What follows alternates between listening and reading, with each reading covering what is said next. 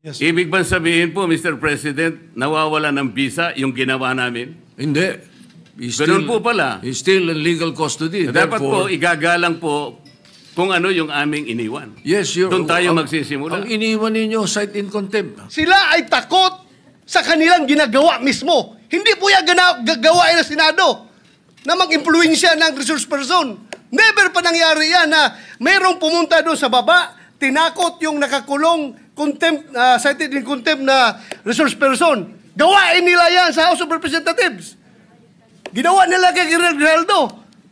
Kaya huwag tayong basta-basta bumigay sa kanila dahil we should be independent from them, Mr. President. Hindi natin sila dapat sundin kung anong kagustuhan nila. We have to stand on our own. So in the evening, when the speaker called me, Senator Marcoleta was no longer chairman of the Blue Ribbon. No more because we had already elected It was already Senator Lacson. Lacson, yes. Ibig bang sabihin po, Mr. President, nawawala ng visa yung ginawa namin? Hindi. Ganun po pala. He's still in legal custody. Dapat po, Therefore, igagalang po kung ano yung aming iniwan. yes, Doon tayo magsisimula. Ang iniwan ninyo, cite in contempt. Hindi And po. legal Nasa custody legal of the custody Senate. na po ng, He was still ng House. under the legal custody of ng the Senate. Mr. President, may I ask for immediate suspension?